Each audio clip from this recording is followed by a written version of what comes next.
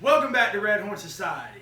We're going to go over a topic today that's near and dear to my heart, and that's going traditional. I know there's a lot of old boys out there nowadays that are looking for a little bit more out of their bow hunts, or hell, they just have the inclination to want to give it a try, and that's traditional archery, traditional bow hunting. I think there's nothing more beautiful in the world than somebody in the deer woods with a recurve or a longbow, with no sights, shooting instinctively, and getting that trophy animal. And let me tell you, any animal that you get with a recurve or a longbow, shooting instinctive, is a trophy in my book. It's the way I love to hunt, and I'm not discrediting anybody who shoots a compound bow, but there's just something nostalgic that comes from shooting the bear bow, the bent stick. So what I want to go over with y'all today is some of the criteria that you're going to want to look into before making the purchase and getting into traditional archery, and the fun that it has for everybody who wants to enjoy it. So without further ado, I want to go over the dimensions of the bows and brace heights and things of that nature that you're going to want to look into when you get your bow for maximum forgiveness and maximum performance. So whenever I go to choose my recurve bow, and that's what I shoot exclusively, is a recurve bow. I've always shot recurves. I like longbows, but I love recurves. A longbow is the pinnacle of traditional archery up until the recurve came along. The recurve was dominant in its technologies. And the reason because when you draw a longbow, they have what's called a stack. The further you draw it, it does start to stack up and gets really hard toward the end. But a recurve bow, since the limbs curve outwards in the design of the bow, the further you draw your bow back, the longer your limbs become. Your limbs actually start to grow in terms when you go to draw this bow back. So it makes for a smoother draw and a faster arrow. It's what Fred bear hunted with, and it's something that I've always loved. So when you go to pick your first recurve bow, you're going to want to know, as opposed to axle, it's referred to limb, which is basically the measurement knock to knock, with the knocks, knock to knock, in the unstrung position. So when you go to measure that bow from knock to knock, with it being unstrung, this bow is going to measure 62 inches. And typically when I have it strung up, it's going to lose 4 inches, so it's going to be somewhere in the realm of 58 once it's strung up. My criteria that I look for in a bow, especially a recurve, when I go to choose it, from limb to limb, is 60 inches to 64 inches. I think that's the pinnacle. I have seen some bows that are 58 inches knock to knock, and there's definitely bows out there that are a lot shorter, I think 48 or 50. Those would totally, right off the bat, be cut out of my criteria for choosing a recurve bow. I like my recurve bow to be 60 inches to 64 inches limb to limb in the unstrung position. And as far as brace height goes, which brace height is the measurement of your string to the front of your sight window, I like my brace height to be anywhere between 7.5 to 8.5 inches for maximum forgiveness. One thing about it, folks, if you do have a narrower brace height, yes, your arrow is going to go faster, but in terms of reality, you're never going to be able to achieve extremely, extremely fast arrow speeds from your recurve bow, so let's go ahead and get that out right off Jump Street. A recurve bow is designed, and in its design, is never going to be able to achieve arrow speeds like a compound bow. However, when you have a slower arrow speed, you want to go with a heavier arrow. And I'll go over that with y'all momentarily. So a 7.5 to 8.5 inch brace height, so that when I go to release my arrow, I'm going to have, in my consideration, more forgiveness. And that's another reason why I like a longer limb to limb dimension for my recurve bow. So when I go to choose my bow, those are going to be the criteria. But also, I want to know how it draws. I want to give it a shot. Pull it back and say, oh man, that draws extremely nice. Now another thing that I want to go over with, especially y'all fellas who are coming out of the compound bow world, is draw weight. I've always shot anywhere from 65 and most of the times 70 pounds on my compound bow. But that is very, very impractical in traditional archery. Now I do have a 70-pound bow and I've hunted and killed with it. However, for most people, that is very, very impractical. Years ago, when traditional archery really started to become prevalent, and at that time it wasn't traditional archery, it was just archery. It was back in the days with Mr. Fred Bear, and he was inventing his bows. Now, Fred Bear was a marketing genius. He forgot more about marketing than most people's ever going to learn. And when he was marketing his bows, he started coming out with bows that, and he would name them the Magnum, and advertised higher draw weights and things of that nature, because they would sell. They would fly off the racks. However, in hindsight, you don't need a very heavy draw weight to be effective with a recurve bow. With a recurve bow, it's all about kinetic energy and placement. So when you take aim on whatever it is that's at the end of that arrow, you want to make sure that arrow is placed exactly where you want it to be placed, as opposed to a draw weight. With that being said, the way that Fred Bear shot was what he referred to as snap shooting. So when he would draw his bow back, he was aiming the entire time he was drawing. And as soon as his fingers touched the corner of his mouth, that arrow was gone. So it wasn't much for him to draw a 65-pound bow, because he wasn't, in essence, holding back 65 pounds of stored energy. But Mr. Bear also saw that way of shooting as a detriment. He called himself a snap shooter. And in all the interviews that you'll ever hear with him speaking about snap shooting, he never advocates it, and he never suggests that anybody else were to ever try it. It was something that he taught himself at the time, because there was no real media at the time to learn how to shoot a bow instinctively. So it was something that he developed on his own. And he was, in my opinion, from what I've gathered listening to his interviews, not the biggest fan of.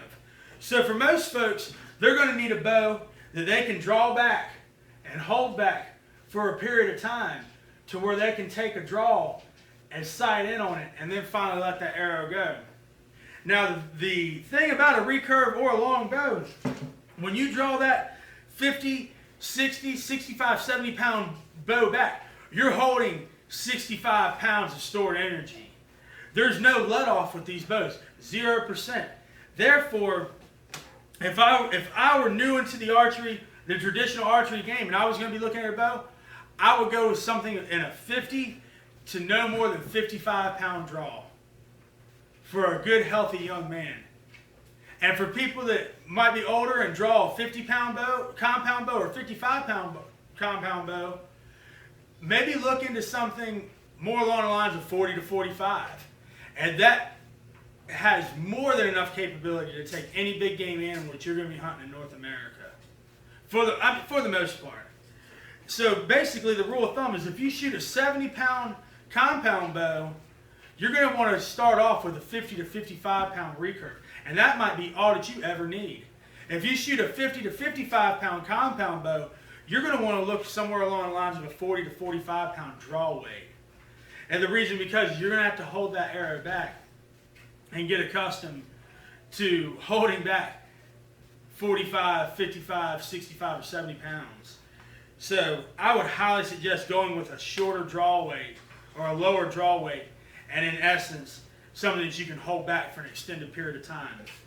Now, some of the other things that you're going to need when you purchase your first traditional bow is a glove or finger tabs or something of that nature. I've always been a fan of the glove. When I go out hunting, I like to put it on and leave it on, and that's where it stays. The reason because is, number one, when you're holding this arrow back, it's going to keep it from cutting into your fingers. But number two, it's also going to help to generate a cleaner and more smooth release of the arrow. I like finger tabs as well, but this is what I've always chose to go with. Also, you're going to want an arm guard. I've never shot with an arm guard with a compound bow, never needed it. The only time I ever used an arm guard when I was using a compound bow is if I had on a jacket that was a little bit more bulky to help keep that material away from it. However, with a recurve bow, I've always found a way to slap my wrist. So when I put this on and I have it drawn back in the drawn position, you draw a recurve or a traditional bow in a slightly different way than you do a compound bow. With a compound bow, you have a pre-manufactured draw length that you set, or that your bow mechanic sets for you. So if you draw a true 28-inch draw, at the end of the day with your bow, with your compound bow, you have an ability to leave your arm somewhat cocked. But with a recurve bow, it does seem to be a little bit more straight. It's not bad shooting procedure. However, you have more of a tendency to slap your arm. So if you don't want to get a bunch of goose eggs on your arm, I highly suggest invest in just a run-of-the-mill arm guard. Another thing with the recurve bow is you're going to want to have some kind of quiver. There's also quivers that you can attach to a bow. Either they're easily removable or permanently attached where you drill holes and you actually bolt it onto your bow. With a recurve bow, one of the things that attracted me most to the recurve bow, aside from it just being totally awesome, was how light the actual tackle is. So I always opted to utilize a back quiver. And there's advantages and disadvantages to using a back quiver. When you have a back quiver on, number one, that back quiver has this going on. It has rattle. So you have to be aware of that when you're in the deer woods. But also, if you're going to sneak underneath things, it can catch on tree branches, so you want to be aware of that too. But I've always liked the back quiver. It's always been something that I've utilized. Fred Bear always used a removable quiver that he kept on his bow that would attach to his limbs. And another thing that I want to stress with y'all greatly is, to some degree, if you're dead on shooting instinctively without a quiver on your bow, there are some quivers that you can attach to your bow that do affect not the total accuracy of the bow, but it does affect the performance of that bow, because believe it or not, the riser and the limbs do bend to some degree, and if you attach something to your bow that doesn't allow that to be manipulated any further, it's going to alter the way that bow shoots. Another reason why I opted for a back quiver. There's also hip quivers, but I don't see the value in them. Also, you're going to want string suppressors on your bow. There's hundreds of different types you can choose from rubber all the way to this more flannel material or beaver hide that's waterproof and things of that nature.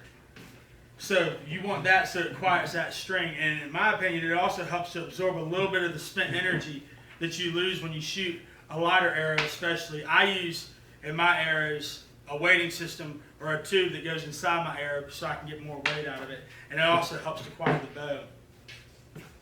And last but not least, you're going to want to invest in a bow stringer. A bow stringer is the most underrated piece of equipment that you can have for a recurve bow. I think it is absolutely asinine to just string a recurve bow with anything besides a bow stringer.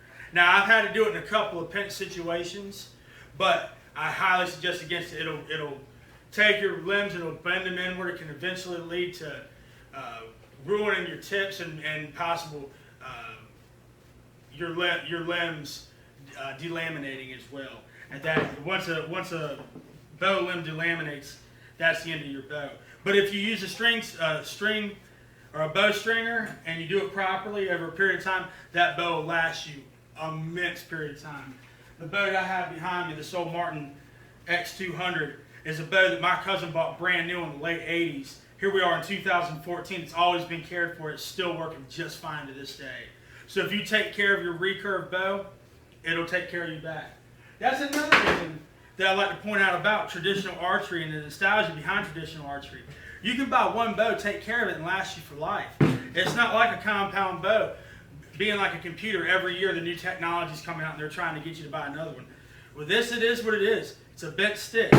It's a stick bow and it's ready to roll. So I hope y'all like this video. I hope y'all find it informal. I hope y'all get in the woods with your traditional bows and take something this season. Get out and practice. We're going to have more videos coming to y'all in the future. Like our videos, like our YouTube channel, and like our Facebook page. And from everybody at Red Horn Society, I just want to tell y'all thank you again for the love and support that we've had thus far. And I can't stress enough how much it's meant to me in my heart. So without further ado, preserve America. Red Horn Society out.